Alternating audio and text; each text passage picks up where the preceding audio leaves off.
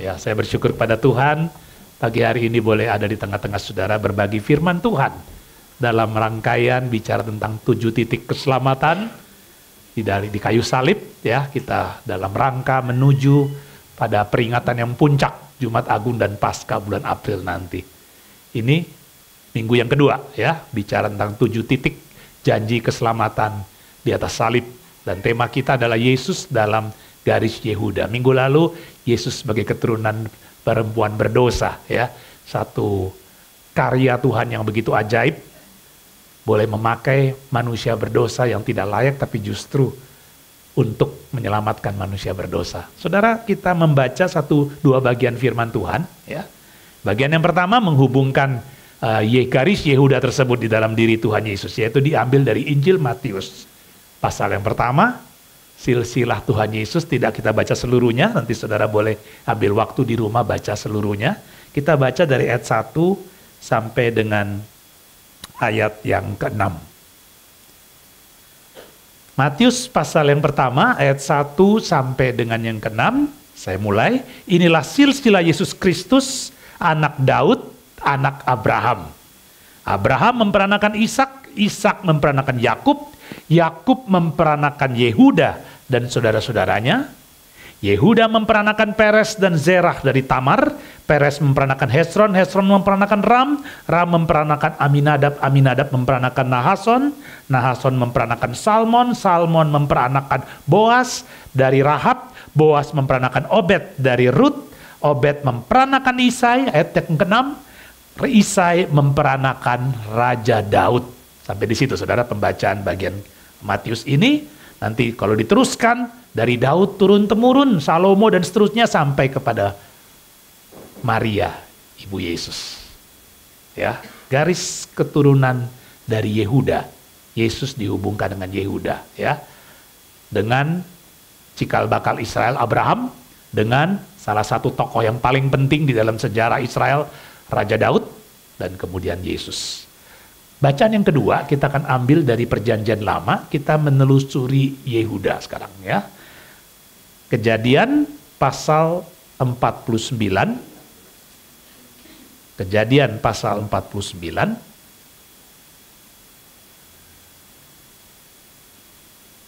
ayat 8 sampai dengan yang ke-12.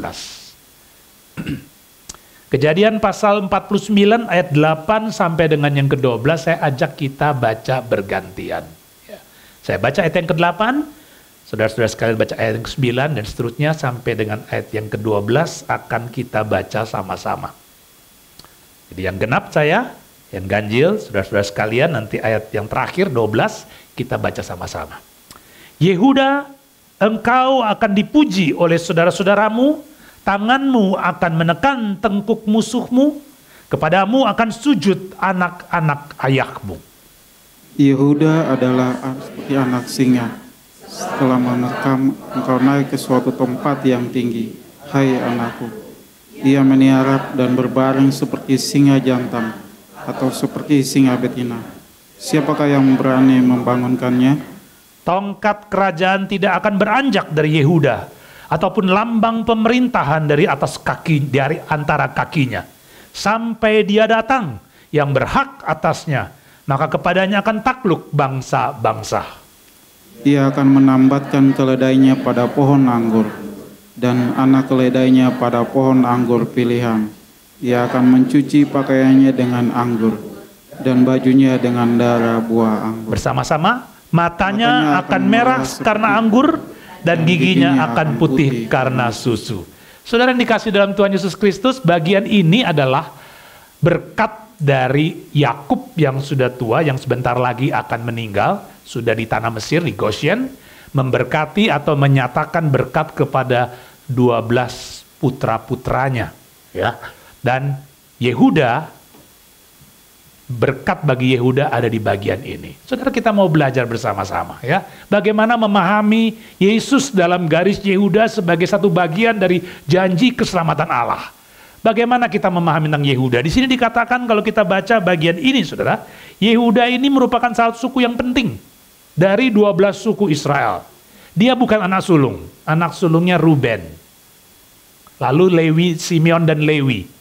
Yehuda anak yang keempat dari Lea, istri yang sebenarnya tidak terlalu disayangi Yakub ya, dia lebih menyayangi Rahel, maka anaknya Yusuf itu menjadi lebih populer, menjadi lebih disayangi gitu ya. Nah ini pilih kasih dalam keluarga yang mengakibatkan banyak masalah. Tetapi intinya kembali saudara, Yehuda bukan yang utama, tetapi di sini dia mendapatkan keutamaan. Ini luar biasa ya. Kita bisa katakan ini anugerah. Kita bisa katakan juga ini sesuatu yang wajar. Kenapa? Karena 3 anak yang di atas itu ternyata menunjukkan perilaku yang akhirnya membuat mereka tidak layak jadi yang the leading di dalam 12 anak anak Yakub ini. Ruben, anak sulung. Hatinya baik sebenarnya, hatinya lembut. Dialah yang ingin menyelamatkan Yusuf ketika seluruh saudara-saudara Yusuf ya sepakat menjual Yusuf, sepakat membuat Yusuf menderita supaya ayahnya tidak bisa mengasihi dia lagi. Ruben berusaha menyelamatkan ya. Tapi Ruben punya kegagalan karena apa? Karena dia tidur dengan istri ayahnya. Salah satu dari budak selirnya Yakub. Budak dari Rahel atau Lea saya lupa yang diberikan kepada Yakub ya. Dia melakukan suatu dosa yang tercela sekali. Simeon dan Lewi juga gugur karena perilaku mereka yang sangat suka kekerasan. Kalau saudara baca pasal 34 dari kitab Kejadian, peristiwa tragis di Sikem, bagaimana mereka balas dendam karena adik mereka Dina diperkosa oleh Sikem, ya. Lalu balas dendam dengan membunuh semua laki-laki di kota Sikem. Dan Yehuda menjadi seperti anak sulung, menggantikan 3 yang gugur itu. Nanti kita akan lihat Yehuda pun sebenarnya bukan orang yang baik, ya. Tapi mari kita lihat dulu beberapa hal yang penting, ya. Yehuda dikatakan merupakan salah satu suku penting dari suku-suku Israel yang pernah dinubuatkan Yakub, karena keturunannya kelak akan jadi raja. Yang kita baca tadi, saudara ya, ada 2 ilustrasi yang dipakai untuk menjelaskan bagaimana keturunan dia menjadi raja. Yang pertama memakai ilustrasi singa. Singa dari Yehuda. Itu saya kira kita kenal, ada lagunya dan ada ayatnya dalam dari Wahyu pasal 5 ayat 5, ya. Singa dari Yehuda yang menunjuk kepada Tuhan Yesus, keturunan Yehuda yang menjadi juru selamat kita. Yang kedua adalah tongkat kerajaan yang tidak akan berlalu daripadanya, ya. Pemerintahannya akan sifat kekal dan akan seorang datang nih dikatakan dari keturunan Yehuda yang akan menjadi pemimpin, yaitu nanti menunjuk pada Mesias di perjanjian baru. Yang kedua, saudara, keunikan daripada Yehuda adalah dia punya leadership yang baik sebenarnya. Kasus penonjolan leadership daripada Yehuda itu ditunjukkan di dalam kisah ketika Yehuda dan saudara-saudaranya, peristiwa terjadi di Mesir, saudara ya. Ketika Yusuf sudah turun ke Mesir, dengan pemeliharaan Tuhan, providensia Allah, Yusuf bisa menjadi orang kedua di bawah Firaun. Ya, Yusuf bisa menubuatkan akan terjadinya bencana kelaparan selama 7 tahun. Setelah 7 tahun kelimpahan, dan Mesir sudah siap untuk menanggulangi malapetaka tersebut, Yusuf menjadi wakil Firaun dan menjual gandum, menjual makanan kepada rakyat Mesir maupun rakyat-rakyat sekitarnya, termasuk Kanaan. Yehuda dengan keluarga dan saudara-saudaranya diutus oleh Yakub untuk cari makanan di Mesir. Ceritanya, saudara, kalau mau diceritakan panjang, tapi singkat cerita adalah Yusuf kenal mereka, tapi mereka tidak mengenali Yusuf sekian tahun. Udah hampir 20 tahun sudah lewat, ya. Yusuf mengenali mereka dan Yusuf ingin menguji apakah mereka benar-benar sudah bertobat. Sudah menyesali peristiwa buruk dulu yang menimpa dirinya. Yusuf nggak dendam karena dia tahu ini semua dalam providensia Allah. Dia diutus ke Mesir untuk mempersiapkan ketika bencana datang, bencana kelaparan datang, melimpah seluruh dunia pada waktu itu. Dia menjadi yang nanti menyelamatkan keluarga Yakub, menggenapi mimpinya Yusuf sendiri. Saudara, Yehuda leadershipnya ditunjukkan di situ. Bagaimana dia memimpin saudara-saudaranya bernegosiasi dengan Yusuf tatkala Yusuf dengan sengaja melakukan sesuatu di karung gandumnya Benyamin, memfitnah Benyamin sengaja, ya, bukan karena maksud jahat tapi maksudnya menguji bagaimana sikap saudara-saudara dari Benyamin sepeninggal Yusuf kepada Benyamin? Apakah mereka akan seperti dulu egois?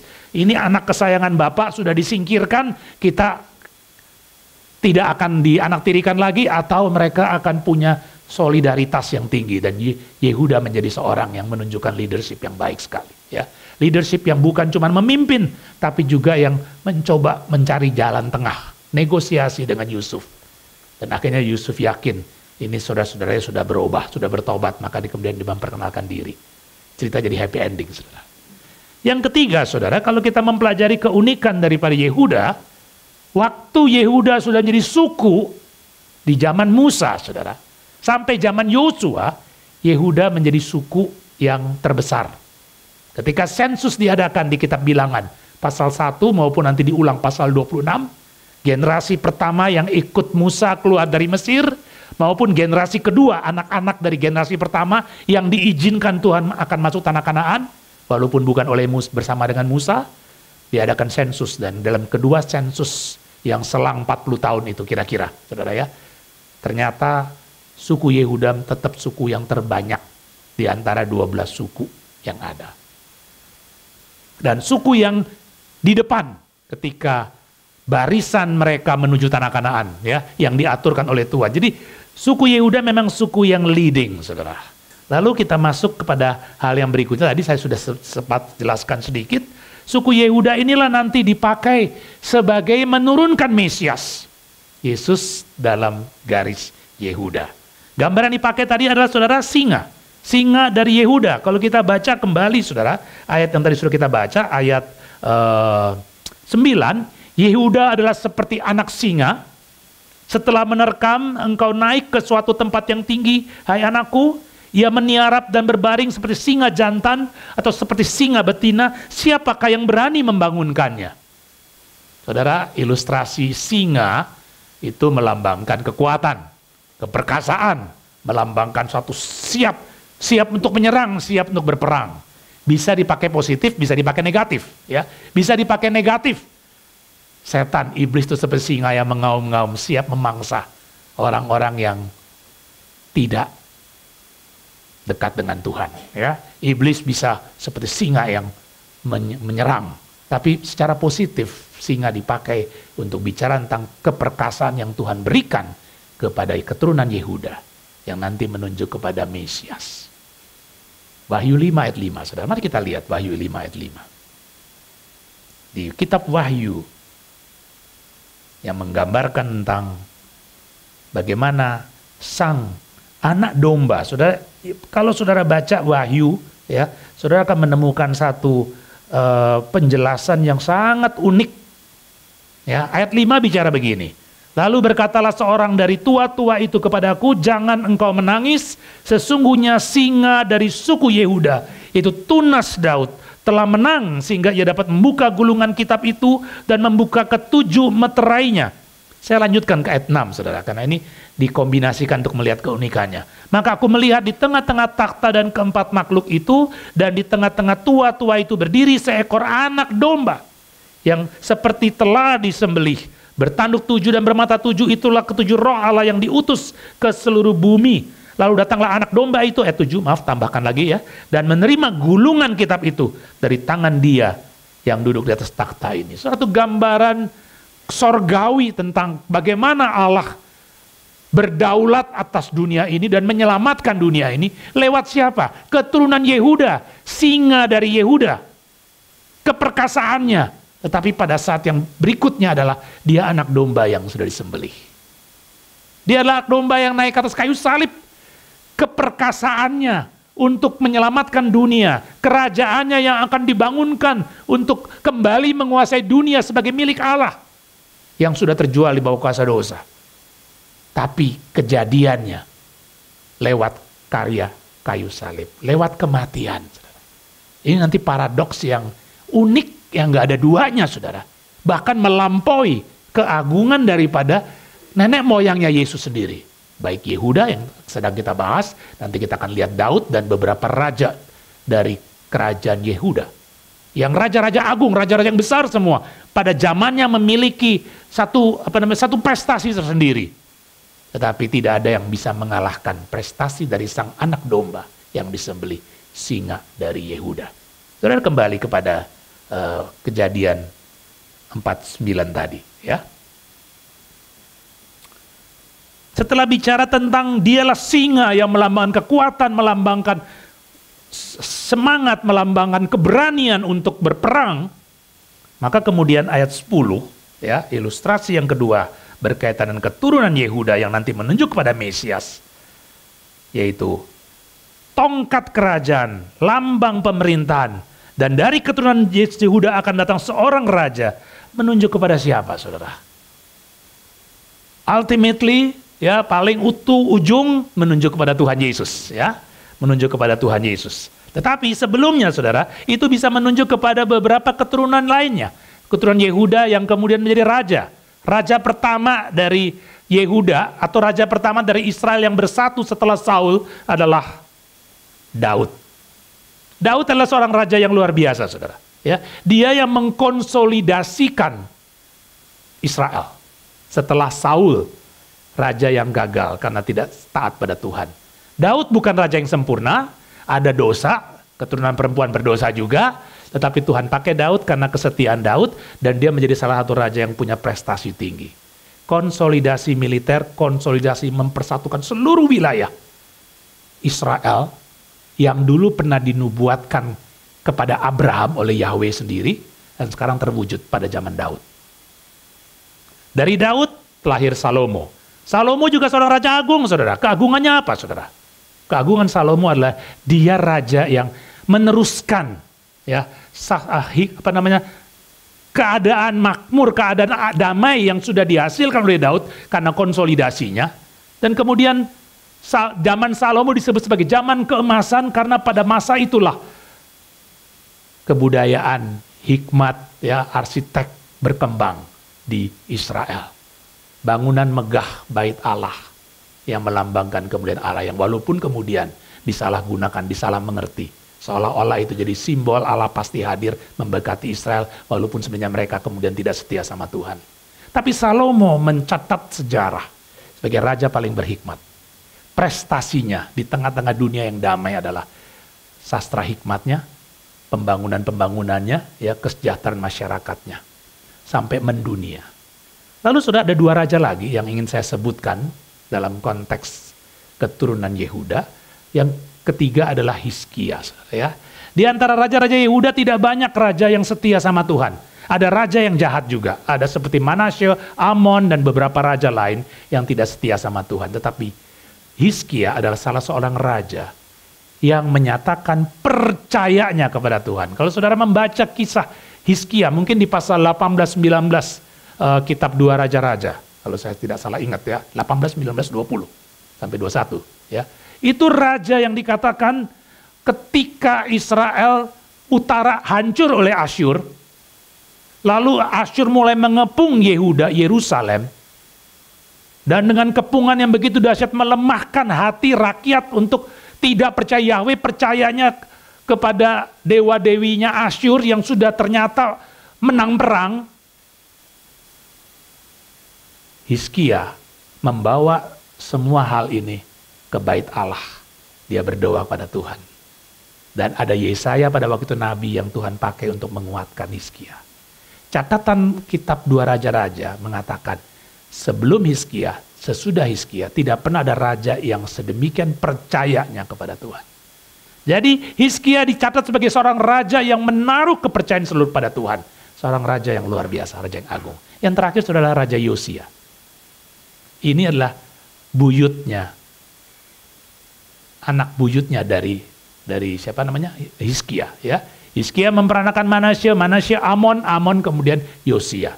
Dua raja di tengah-tengah antara Hizkia dengan Yosia, raja yang sangat jahat, yang dicatat raja-raja yang sangat jahat pada keturunan Yehuda.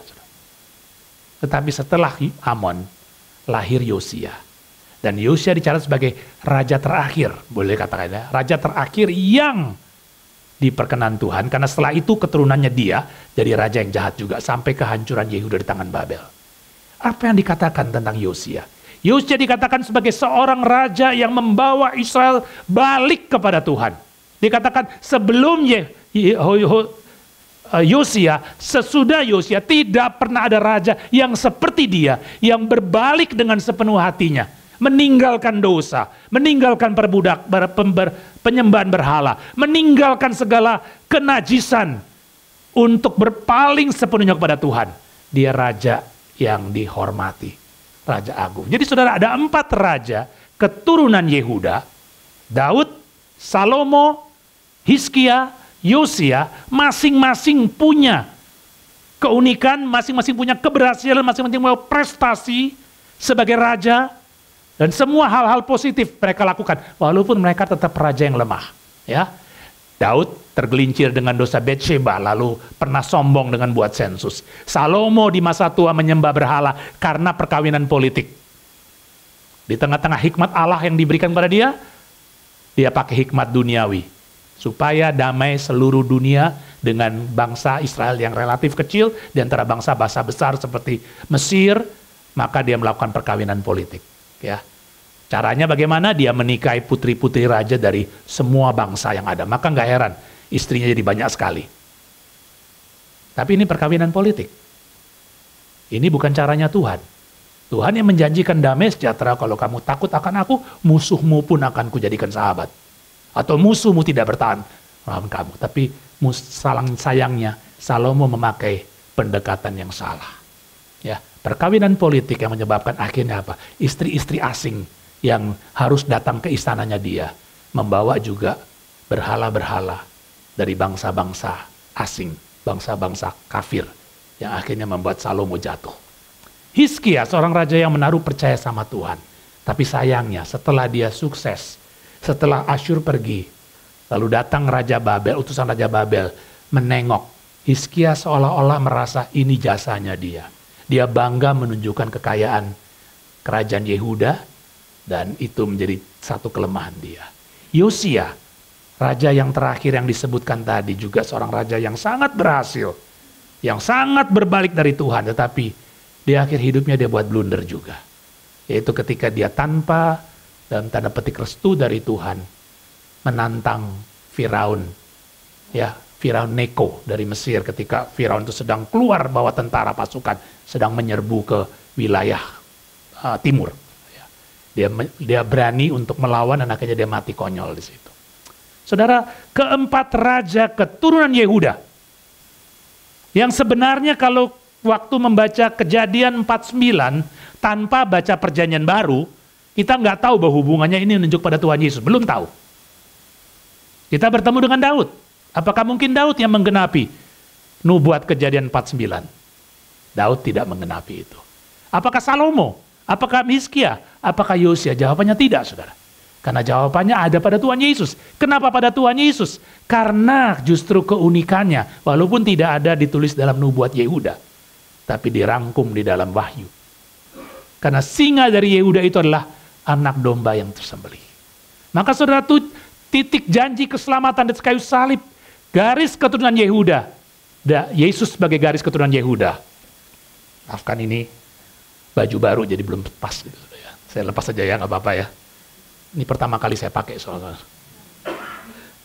Saudara, dari garis keturunan Yehuda, kita jelas melihat bahwa Yesuslah yang menjadi penggenap sejati dari Kejadian 49 ini.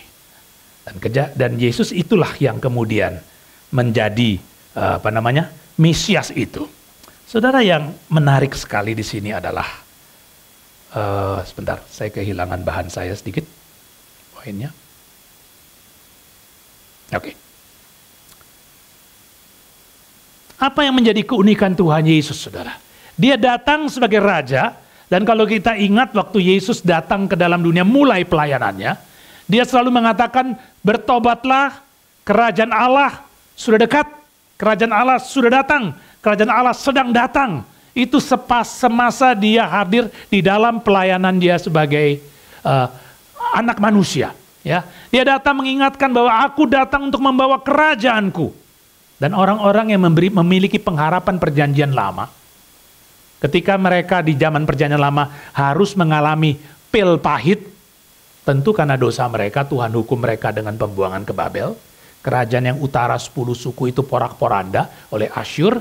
Kerajaan Yehuda itu ditawan ke Babel dan sejak saat itu tidak pernah merdeka lagi.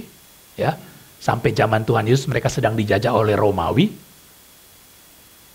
Ketika Yesus mengumandangkan kerajaan Allah sudah datang atau akan datang, atau sudah dekat, mereka anggap itu kerajaan keturunan Yehuda, keturunan Daud yang akan membawa Israel secara politik merdeka lagi.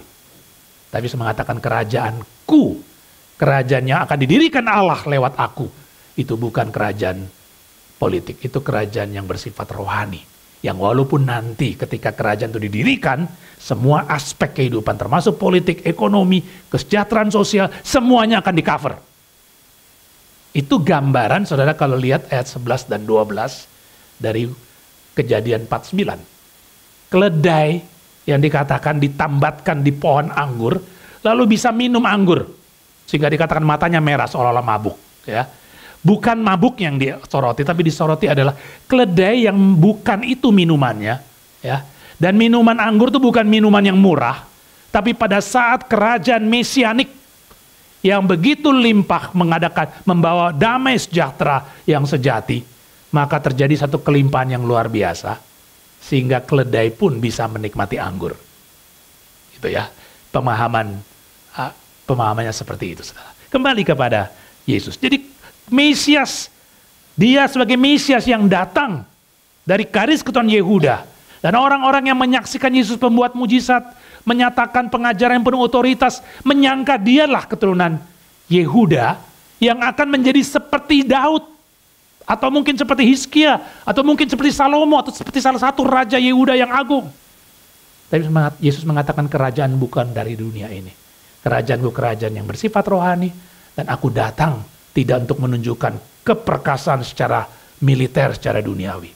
Aku menunjukkan keperkasaan Allah lewat pengorbananku mati di kayu salib. Saudara, ini keunikan yang tidak didapat di keturunan Yehuda lainnya. Baik Daud, Salomo, Hizkia, atau Yosia. Keempat-empatnya punya keagungannya sendiri. Keempat-empatnya punya kehormatannya sendiri. Keempat-empatnya punya prestasinya sendiri. Tapi prestasi Tuhan Yesus bukan di dalam 4 hal itu. Prestasi Tuhan Yesus adalah ketaatannya kepada kehendak Allah Bapa, pada rencana keselamatan yang sudah digariskan Allah Bapa, yang digenapi di dalam diri Tuhan Yesus. Nanti diteruskan oleh Roh Kudus, itu keselamatan karya Allah Tritunggal. Lewat kematiannya di kayu salib. Lewat kematiannya dia menjadi domba yang tersembelih. Tetapi justru Wahyu mengatakan, domba yang tersembelih itulah singa yang sudah menang. Tunas Daud yang sudah menang. Keturunan Yehuda yang menggenapi rencana keselamatan Allah. Dan saudara itu makna, ya, janji keselamatan di atas salib lewat keturunan Yehuda. Jadi saudara, apa yang kita bisa pelajari dari bagian ini? Kita belajar, ya, menghargai, menghormati karya Kristus. Dia raja. Dia punya segala-galanya. Dia punya hak ketika musuh mau menyalibkan dia. Dia punya hak untuk mengatakan kepada Allah Bapa, utus malaikat-malaikat, basmi semua musuhku ini. Karena seorang raja punya kekuatan dan punya kuasa, punya otoritas. Tapi dia tidak gunakan otoritas itu. Karena dia ingin menyelamatkan umatnya dari perbudakan dosa. Andai kata Yesus tidak naik ke atas kayu salib, dia menjadi raja mungkin untuk orang Israel yang mengeluh-elukan dia. Dia menjadi pemimpin politik mungkin yang besar pada waktu itu. Tetapi tidak ada artinya, saudara. Kenapa? Karena dunia tetap dibelenggu oleh kuasa dosa. Orang-orang yang mengikut dia, menjadikan dia raja secara politik. Dia menjadi penggenap janji Yehuda, janji Allah kepada Yehuda, nubuat Allah kepada Yehuda, penggenap nubuat Allah kepada Daud. Seorang keturunanmu akan menjadi raja yang kekal. Tetapi tidak membawa efek atau dampak apa-apa untuk keselamatan. Tetapi justru karena dia datang untuk mati di kayu salib. Dia raja yang datang bukan untuk kepentingan dirinya sebagai raja dihormati, disanjung, ya, tapi untuk kepentingan umat yang dia gembalakan. Dia disebut raja gembala. Ya. Tugas seorang raja ketika perjanjian baru, perjanjian lama, saudara, Tuhan mengizinkan seorang raja memerintah Israel. Karena sebelumnya kan nggak ada raja, saudara. Sebelum zaman Saul nggak ada raja. Kepemimpinan itu adalah Yahweh sebagai raja. Lalu Musa, Yosua, para hakim yang muncul sebelum kerajaan, itu orang-orang yang dipakai Tuhan secara karismatis, ya, secara kekarismaannya mereka. Dengan urapan Roh Kudus ada sesuatu yang menonjol dalam diri mereka, Tuhan pakai untuk menolong Israel dari musuh-musuh mereka. Tapi mereka bukan raja, tidak punya kekuatan politik, tidak punya kekuatan militer, bergantung sepenuhnya pada Allah. Tapi kemudian Israel bilang, kami minta raja seperti bangsa-bangsa lain. Tuhan izinkan, tapi tidak seperti bangsa-bangsa lain. Dalam rangka menggenapi nanti dari Yehuda keturunannya akan muncul seorang raja. Dan raja itu harus apa fungsinya? Raja itu fungsinya sebagai gembala. Raja itu fungsi adalah menggembalakan umat Tuhan. Untuk menikmati berkat Tuhan, untuk hidup di dalam kekudusan dan keadilan dan kebenaran yang sesuai dengan karakter Tuhan. Setiap raja tadi yang saya sebut, Daud, Salomo, Hizkia, Yosia, berhasil dari satu sisi, gagal di sisi lainnya. Hanya Yesus, lewat pengorbanan di kayu salib, berhasil membereskan masalah dosa. Membereskan masalah dosa yang membuat keselamatan itu benar-benar bisa dinikmati oleh setiap orang yang percaya pada Tuhan Yesus. Nah, itu mengajarkan kita apa, saudara? Memberi respek dan hormat yang terbesar kepada Sang Juru Selamat kita. Tidak meremehkan karya kayu salib. Maka dalam minggu-minggu, ya, entah istilahnya sekarang tuh ada yang bilang istilah prapaskah, ada yang masih memakai istilah minggu-minggu sengsara, ya, kita diajak untuk menghayati. Dia raja yang punya hak, punya kuasa, tapi merendahkan diri untuk jadi manusia, bahkan untuk menjadi hamba demi menyelamatkan umatnya, demi menyelamatkan saudara dan saya. Harusnya kita mempersiapkan diri, makin mendekat kepada Jumat Agung dan Paskah dengan bersyukur. Dan syukur tidak cukup hanya dengan ibadah seminggu sekali ini atau syukur cukup dengan doa. Tapi dengan hidup kita yang menunjukkan rasa syukur kita oleh anugerah Tuhan. Kalau dia sudah mati untuk dosa-dosa kita, apakah kita masih mau bermain-main dengan dosa? Apakah kita masih mau melakukan sesuatu yang menyakiti hati Tuhan, yang seolah-olah meniadakan karya kayu salib? Seolah-olah Kristus belum menebus dosa kita. Kita masih bergumul dengan dosa memang, dan kita masih bisa jatuh dalam dosa. Tapi karena ada Roh Kudus dalam diri saudara dan saya yang sebagai anak-anak Tuhan, karya Kristus sudah diberlakukan dalam hidup kita. Maka seharusnya kita tidak perlu lagi jatuh dalam dosa. Caranya bagaimana? Sederhana sekali. Mendekatkah terus kepada Tuhan, hayati karyanya. Firman-Nya itu dibaca, direnungkan. Ini hal-hal yang basic, saudara. Berdoa, dekat sama Tuhan. Membangun relasi dengan sesama anak-anak Tuhan supaya saling menguatkan. Supaya kita tidak menyia-nyiakan. Supaya kita tidak menodai pengorbanan Sang Raja demi menyelamatkan umatnya. Seorang raja yang tidak mementingkan kepentingannya sendiri demi saudara dan saya. Juga demi orang-orang di luar sana yang perlu menerima, yang perlu mendapatkan anugerah keselamatan itu. Hal yang kedua, saudara, kita bisa renungkan dan kita refleksikan. Tadi saya katakan, saudara, Yehuda bukan orang yang sempurna, ya. Yehuda bukan seorang yang sangat ideal, saudara. Yehuda punya kelemahan. Ya, kita ada waktu membahas panjang, lebar. Tapi saudara, Yehuda di pasal 37, ya, kitab Kejadian, ketika Yusuf akan dijual oleh saudara-saudaranya, itu prakasa Yehuda. Tadi saya katakan Ruben pengen menyelamatkan, ya. Tapi Yehuda bilang kita jual saja. Lalu kita bilang pada ayah kita, dia sudah mati, dia makan binatang, ya. Tunjukkan jubah yang berdarah-darah itu. Kita nggak binasakan dia supaya tangan kita jangan nimpa, ya, jangan mengalirkan darah dia. Kita jual saja, kalau sudah jual ke luar negeri kan sudah hilang, habis. Dia yang punya prakasa itu, saudara. Di pasal 38 peristiwa setelah itu, saudara, ada satu gambaran kelam dari Yehuda dari sisi amoral, dari sisi moralitas. Saudara, yang pertama, saudara, dia main pelacur. Kalau saudara baca ceritanya nanti, ya, dia main pelacur yang dia nggak sangka itu menantunya sendiri, Tamar. Yang dia sengaja keluarkan dari keluarga dia karena dua anak dia yang laki-laki mati. Yang dia anggap gara-gara Tamar. Lalu anak yang ketiga masih muda, dia bilang, Tamar, kamu kembali ke rumah. Ya, nanti kalau sudah dewasa saya kawinkan karena ini sesuai dengan hukum Taurat. Walaupun zaman Yehuda belum ada hukum Taurat, saudara. Hukum yang berlaku pada waktu itu hukum Levirat, ya, garis keturunan laki-laki diteruskan dari kalau laki satu mati, adiknya harus mengawini istri dari kakaknya untuk menghasilkan keturunan dari kakaknya. Kalau yang anak kedua mati, anak ketiga dan seterusnya. Tapi Yehuda nggak mau itu. Jadi dia punya kelemahan secara moralitas, ya. Dia tidak punya, nggak tahu bagaimana dia bermain pelacur, saudara, dan ternyata itu adalah menantunya sendiri. Saudara, gambaran kelam dari Yehuda. Saudara, kemarin minggu lalu kita belajar tentang dari garis keturunan perempuan berdosa. Yesus lahir dari situ, saudara. Itu juga satu gambaran. Ya, saya mendengarkan khotbah dari Pak Niko di Pacific Place, ya. Pertama kali saya ke sana soalnya, jadi sekaligus mendengarkan dan tahu tempatnya. Dan saya mengaminkan, saudara, ya. Tuhan punya anugerah yang luar biasa. Memakai orang-orang yang lemah dan orang-orang yang berdosa. Memakai orang yang tidak layak, tidak pantas untuk menjadi alatnya Allah. Tapi Tuhan pakai. Yesus rela lahir dari garis keturunan bukan orang suci, tapi orang berdosa, saudara. Ya, bukan orang suci, tapi orang berdosa. Kalau saudara baca Matius 1 kembali nanti, saudara, ya. Berapa orang yang dicatatkan di situ, lalu muncul berapa wanita yang dicatatkan di situ.